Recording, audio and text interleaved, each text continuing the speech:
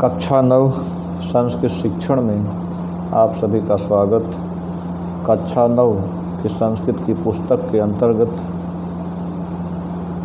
गद्य के पाठों का जो संकलन है संस्कृत गद्य भारती, उसी का तीसरा पाठ मैं आपके समक्ष प्रस्तुत कर रहा हूँ, जिसमें से अब तक तीसरा पाठ है आदि कवि वाल्मीकि, जिसमें से अब तक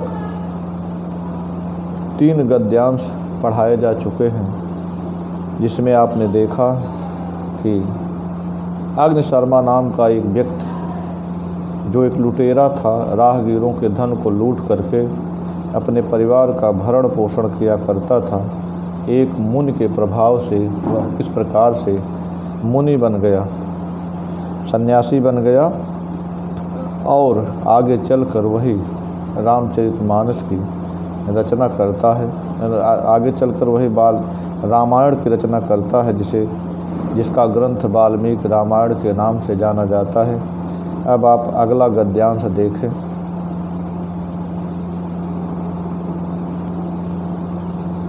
अथ कदाचित स महर्षे नारदात् भगवतो रामस्य लोक कल्याणकरं वृत्तं शुश्राव तदा प्रभृत्येव रामचरितं काव्यबद्धं कर्तुम् आकांक्षते स्म। अथैकदा महर्षि माध्यन्दिन सवनाय प्रयाग मंडलांतर्गतां तमसा नदीं गच्छन्नासीत्।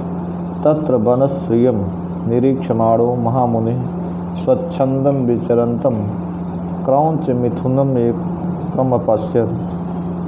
पश्यत एव तस्य कश्चित् पापनिश्चयो व्याधः तस्मान् मिथुनादेकं बाणेन विजघान। बाणेन विद्धं महीतले लुण्ठन्तं शोणितपरिताङ्गं तं विलोक्य क्रौञ्ची करुणया गिरारुराव।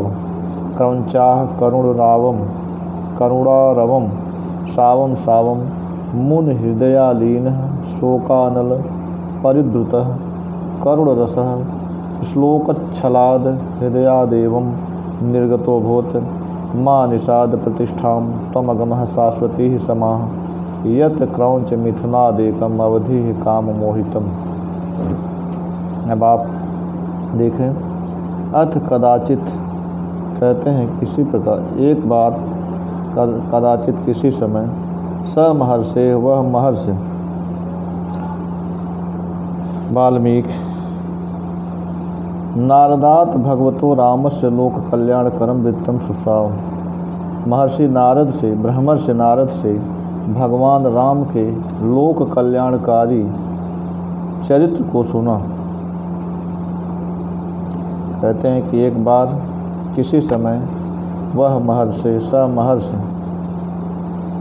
वह माने वाल्मीकि, महर्षि नारदात् महर्षि नारद से, ब्रह्मर्षि नारद से भगवतो रामस्य भगवान राम के लोक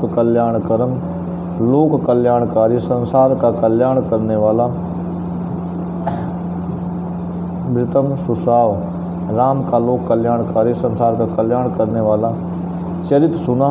शुश्राव तदा प्रभृत्येव तभी से लेकर ही रामचरितम काव्यबद्धम कर्तुम् आकांक्षते, तभी से वे रामचरित को काव्यबद्ध करने के लिए, ग्रंथ में समाहित करने के लिए आकांक्षते आकांक्षित हो गए, जिज्ञासु हो गए, तभी से आकांक्षा मन में रख ली। कहते हैं जब नारद के मुख से उन्होंने सुना राम का चरित्र, तभी से लेकर रामचरितम काव्यबद्धम, राम के चरित्र को काव्य के रूप में बांधने के काव्यबद्धम का बांधने की आकांक्षते स्म, इच्छा की। तभी से उन्होंने राम के चरित्र को काव्यबद्ध करने की इच्छा की। अथ एकदा, इसके बाद एक बार महर्षि माध्यन दिन सवनाय। एक बार महर्षि माध्यन दिन सवनाय, महर्षि एक बार दोपहर के सवनाय स्नान के लिए, माध्यन दिन सवनाय दोपहर के, माध्यन दिन मध्याह्न कालीन दोपहर के स्नान के लिए। एक बार अर्थ ने वृत्तम चरित्र सुश्राव सुना, तदा प्रभृत्य तभी से लेकर ही, वनश्रियम माने वन की शोभा को, विचरंतम घूमते हुए, क्रौंच मिथुनम एकम क्रौंच पक्षी के जोड़े से एक को, व्याधः शिकारी, विजघान मार डाला, विद्धम विधे हुए, मही तले पृथ्वी पर, शोणित परितांग रक्त से लथपथ अंग वाले, श्रावम सुन सुनकर, माँ माने नहीं, निषाद माने शिकारी, शाश्वती समाह बहुत समय तक, बहुत वर्षों तक अवधि मारा है, प्रतिष्ठाम कीर्ति को, काम मोहितम काम क्रीड़ा में रत। अब आगे देखें, कह रहे हैं तदा प्रभृत्य तभी से उन्होंने काव्य राम के चरित्र को काव्यबद्ध करने की इच्छा की। अथ एकदा एक बार, महर्षि माध्यन दिन सवनाय, महर्षि वाल्मीकि मध्याह्न कालीन दोपहर के कालीन स्नान के लिए प्रयाग मंडलांतर्गताम, प्रयाग मंडल में के अंतर्गत, तमसा नदीम बहने वाली तमसा नदीम गच्छन आसीत, तमसा नदी को जा रहे थे। एकदा एक बार महर्षि माध्यन दिन मध्याह्न कालीन दोपहर के सवनाय स्नान के लिए प्रयाग मंडलांतर्गत, प्रयाग मंडल के अंतर्गत स्थित या बहने वाली तमसा नदी में गच्छन आसीत, तमसा नदी को जा रहे थे। तत्र वहाँ पर वनश्रियम निरीक्षमाणो, वन की शोभा को देखते हुए, महामुनि ने स्वच्छंदम विचरंतम स्वच्छंद विचरण करते हुए, क्रौंच मिथुनम एकम अपसप्चत एक क्रौंच पक्षी के जोड़े को देखा। क्रौंच मिथुनम एकम अपश्यत एक क्रौंच पक्षी के जोड़े को देखा। कहते हैं कि वन की शोभा को देखते हुए मुनि को एक पक्षी का जोड़ा दिखाई पड़ा, जो क्रौंच पक्षी का जोड़ा, उसको मुनि ने देखा। पश्यत एव देखते ही, तस्य कश्चित पाप निश्चय है, देखते हुए तस्य उस जोड़े को, कश्चित पाप निश्चय है कोई पाप का निश्चय करने वाला या पापी, व्याधा बहेलिया, तस्मान मिथुनादेकम उस जोड़े में से एक को, बाणेन विजघान बाण से मार दिया। बाणेन विद्धम माने कहते हैं जब उन्होंने जैसे ही देखा तभी उस जोड़े, तस्य कश्चित उस जोड़े को, कश्चित कोई पाप निश्चय बाधा कोई पापी बहेलिया ने, तस्माद उनमें से, उस जोड़े में से एकम एक को, बाणेन विजघान बाण से मार दिया। बाणेन विद्धम महितले लुठंतम बाण से विधा हुआ पृथ्वी तल पर लूटते हुए, शोणित परितांगम रक्त से लथपथ रक्त से सने हुए अंग वाले, तम उस क्रौंच पक्षी को विलोक देखकर, क्रौंची नर क्रौंच पक्षी को देखकर, क्रौंची करुणया गिरा रुराव, क्रौंची करुण स्वर में रुराव रोने लगी।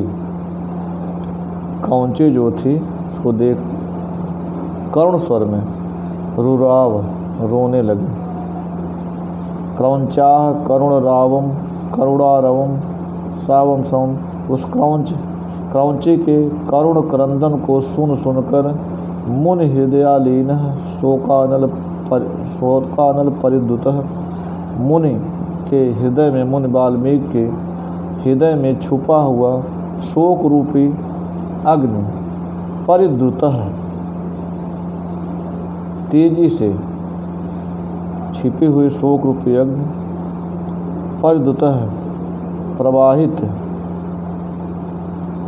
होकर करुण रस के रूप में श्लोकच्छलाद, करुण रस के श्लोक के बहाने हृदयादेव निर्गतो अभवत, हृदय से इस प्रकार निकल पड़ा।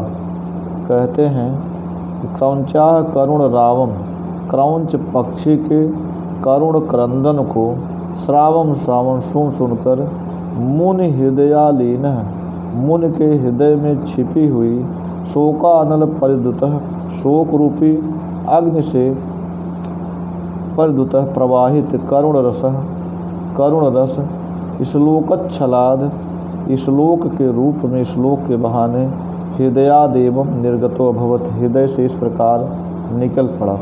कहने का तात्पर्य है जब क्रौंची नर मादा दोनों थे, नर को पहेलिये ने मार दिया, उसके बाद जब क्रौंची रोने लगी तो उसके करुण क्रंदन को रोने को सुनकर मुनि वाल्मीकि के हृदय में जो शोक रूपी अग्नि सुसुप्तावस्था में से वह प्रवाहित हो गई और वह करुण रस के श्लोक के बहाने हृदय से, उनके हृदय से इस प्रकार निकल पड़ी। क्या वह देखिए, माँ निषाद प्रतिष्ठाम त्वमगमः शाश्वती समाह यत क्रौंच मिथुनादेकम अवधि काम मोहितम।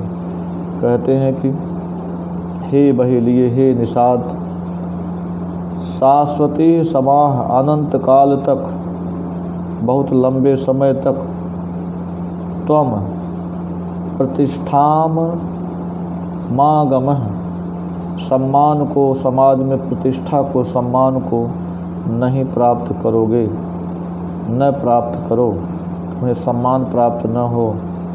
यत, क्योंकि तुमने काम मोहितम, काम क्रीड़ा में रत, क्रौंच मिथुनाद, क्रौंच के जोड़े में से एकम एक नर को अवधि मार डाला है। वाल्मीकि ने कहा कि हे निषाद, तुम लंबे समय तक समाज में प्रतिष्ठा को नहीं प्राप्त करो, क्योंकि तुमने क्रौंच काम मोहितम, काम क्रीड़ा में रत, क्रौंच पक्षी के जोड़े, काम क्रीड़ा में रत क्रौंच पक्षी के जोड़े में से एकम एक नर को अवधि मार दिया है, मार डाला है। कहने का तात्पर्य है जब क्रौंच का उसने वध किया तो उन्होंने शाप दिया कि तुम समाज में प्रतिष्ठा नहीं प्राप्त करोगे। आज भी बहेलिया जब कहीं किसी रास्ते से जाता है तो लोग उसे देखना पसंद नहीं करते, उस रास्ते पर जाना नहीं पसंद करते। लोग कहते हैं कि उस रास्ते पे जाने पे मुझे पाप लग जाएगा। अभी भी समाज में चलन है। इसी तरह से यह गद्यांश पूरा हुआ। अब हम अगला गद्यांश प्रस्तुत करेंगे। इसके बाद आज यहीं तक। धन्यवाद।